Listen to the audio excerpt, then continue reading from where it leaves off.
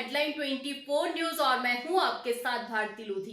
आइए बढ़ते हैं खबरों की ओर। माता रानी को किस प्रकार प्रसन्न किया जाता है, किस प्रकार उसकी पूजा अर्चना की जाती है, तमाम मुद्दों को लेकर संत श्री अलीनानंद महाराज जी से हेडलाइन 24 ने की विशेष चर्चा। नमस्कार दोस्तों, नवरात्रि का महापर्व पूरे देश ही नहीं पूरे विश्व में बड़ी धूमधाम से मनाया जाएगा।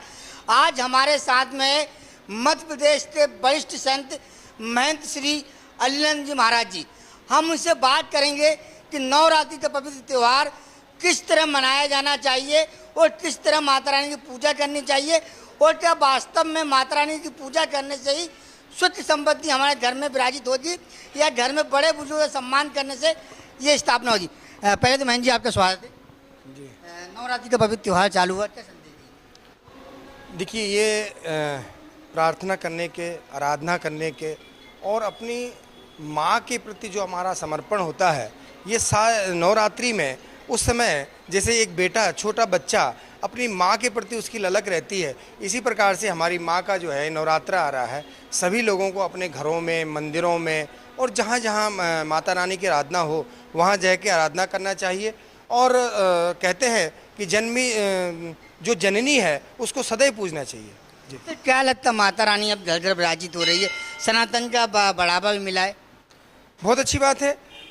जो आपको देखिए, प्रकृति ने आपको बहुत सारी चीज़ें दी हैं और उस प्रकृति की आराधना करना हमारा फर्ज है। और माँ तो जो जन्मदात्री है और हमारी रक्षा करने वाली, हमको मतलब जिसने इस धरती पे उतारा हो, उसकी पूजन तो करना ही चाहिए घर घर। कई लोग अपने माँ बाप का दिल दुखा देते हैं, उनको अनादर करता है उनको, और उसके बाद में माता की पूजा करने का लाभ मिलेगा?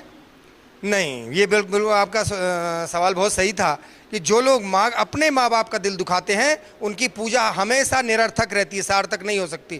पहले अपनी जिसने हमको जन्म दिया, पहले उस माँ की, उस पिता की पूजन करें और अन्यंत्र में फिर सभी देवी देवताओं की पूजन करें। इस प्रकार पूजा पद्धति अपना जिससे माता रानी प्रसन्न हो।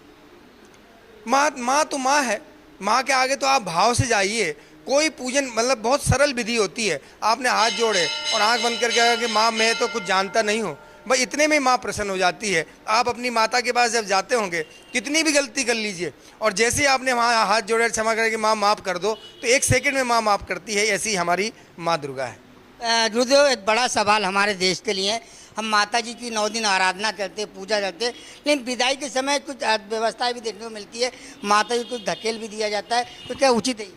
नहीं, अभी जो झांकी पंडालों में जो व्यवस्थाएं हैं, जो गरबा पंडालों में हम लोगों ने सख्ती से उस पर कहा गया है और सभी आयोजकों से हम लोग निवेदन भी कर रहे हैं, आग्रह भी कर रहे हैं और उनको चेतावनी भी दे रहे हैं कि जब हम जिस देव की पूजन करते हों, चाहे माता जी हों, चाहे गणेश जी हों, जब हम उनको विसर्जन करने का समय आता है तो उस समय उनको बहुत सम्मान से और उनको सम्मान तरीके से विसर्जन किया जाए, न कि कोई अभद्र प्रकार से।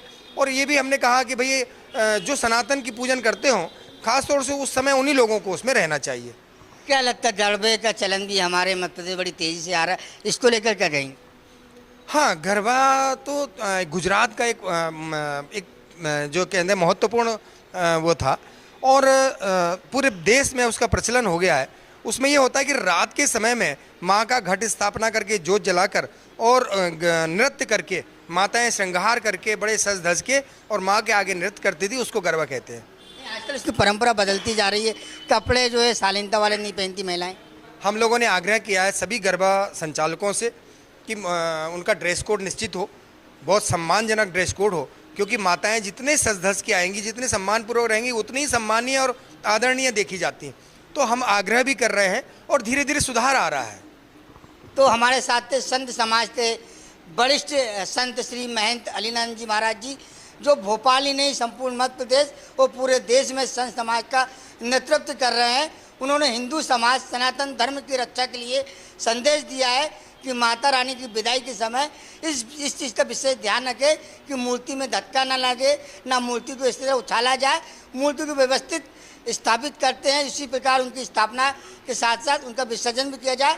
और गरबा में महिलाओं से उन्होंने निवेदन किया कि शालीनता के वस्त्र पहने और माता रानी को पसंद करें। और वास्तव में जिस प्रकार लगातार महंत अलीनानंद जी महाराज संत समाज को आगे बढ़ा रहा है, सनातन को आगे बढ़ा रहा है, ये बड़ी गौरव की बात है कि युवाओं में एक नई क्रांति देखने को मिलेगी।